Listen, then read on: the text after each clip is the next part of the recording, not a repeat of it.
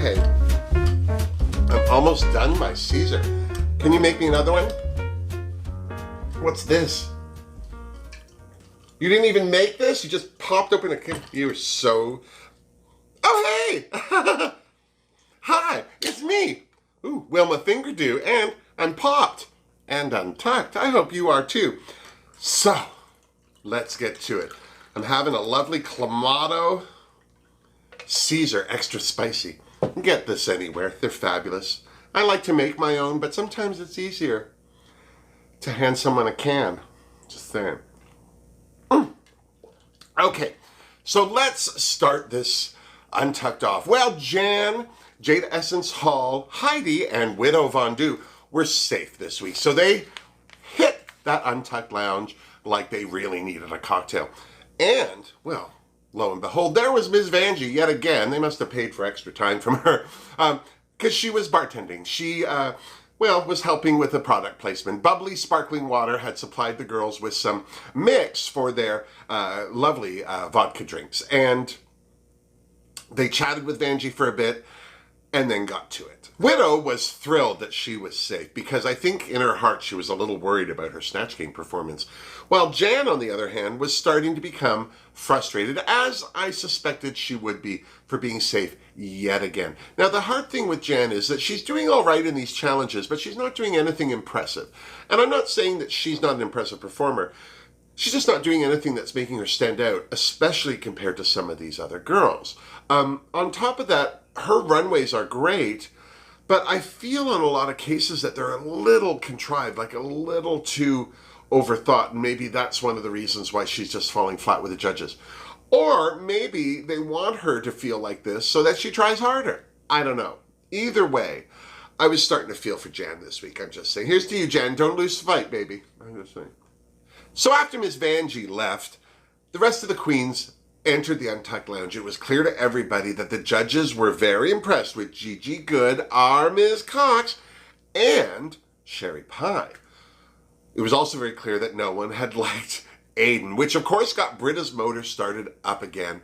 And she went after Aiden one more time, and I'm sick of hearing it. But what really surprised me was even Gigi Goode felt the need to tell Aiden why she sucked. Which surprised me about Gigi. I mean, she didn't do it in a bad way. And I think in the theater of Gigi's mind, she was doing it to be helpful. But it still seemed like just a big old pile on Aiden moment again. Of course, then this seemed to start this whole debate with all the queens about Snatch Game, which I am happy to say I was very grateful for our Ms. Cox and Sherry Pie to then yell at everyone that it's the one challenge everyone knows is coming. They know it's coming the longest. This is the one sure thing. You can bet money on RuPaul's Drag Race that they will have Snatch Game. There's only been one season where they didn't. It was the first one. They've had it ever since. 11 seasons they've had Snatch Game. And for these girls to come unprepared is unacceptable. And I agree, seriously. But then, of course, Widow made a good point. She said, as prepared as you can be for something like this, it's still a lot of uncontrollable factors. Like if you're just distracted by the cameras, or somebody says something that catches you off guard. There's a lot of variables that you can't control in an improv situation. And even the littlest ones can cause big mistakes, just saying.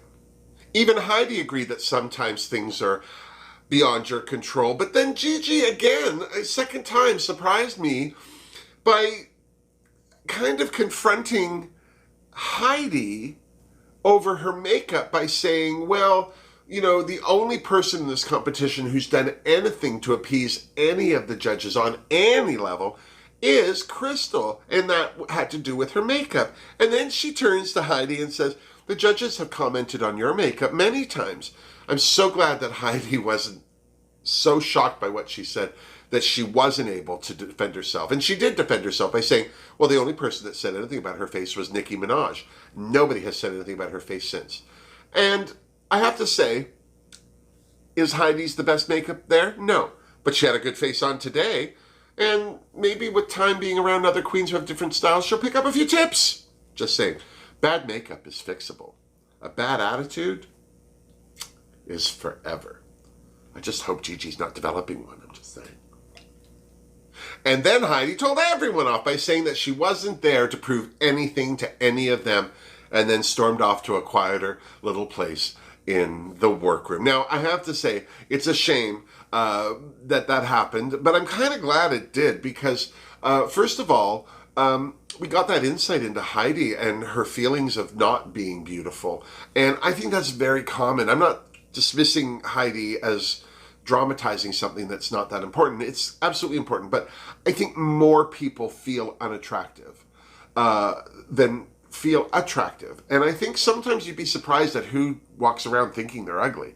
And poor Heidi, I mean, if she's been told by people for whatever reason, the space in her teeth or whatever, that she's not good looking, I would beg to differ, because even the last lip sync, I thought that wig looked great on her and her makeup was good. She looked good. There was a couple of moments there she looked like Taraji P. Henson to me. So I feel badly for Heidi and having to struggle with that, because it's hard enough to do in real life, but then to be in a room sensitive to it, then have other queens who you think are probably better looking than you tell you as much. Oh, nobody needs that. I'm so serious. In fact, after Heidi's outburst, the mood in the workroom really cooled down. So much so that when Daniel Ferenczis and Jonathan Bennett came for a visit, well, they didn't stay too long. They had a few smart words to say, realized they were kind of falling on less than interested ears, and said a few little supportive things and got the heck out of there. Seriously. So the queens return to the main stage, where we now sadly know that Aiden Zane is the most recent queen to sashay away. And I'm sorry to see her go. I think that for the different hurdles Aiden had set in front of her, whether by herself or other people, whatever, I think she really represented herself well. I think she did a great job. Is she going to be a queen that people will remember? Sure. Is she going to be a queen that will impress people on the road? Who's to say? Anything's possible. She has nowhere to go from here but up. And I'm hoping that in the next little while, especially with her having nothing but time on her hands, that she looks up a few things, like when the Rocky Horror Picture Show was made. I'm just saying. Well, there you go. Bless Aiden and all the girls before who have already sashayed away. Well, there you have it. Another Untucked lounge for another week of RuPaul's Drag Race. I hope you stay untucked as long as you can. I hope that you're not going too stir crazy if you're self-isolating or being forced to anyway. But regardless, it's for our own good. We are going to get through this together. And until next week, miss me. Mwah. Seriously. I need to get a new one of these. This one's starting to fall apart. Okay.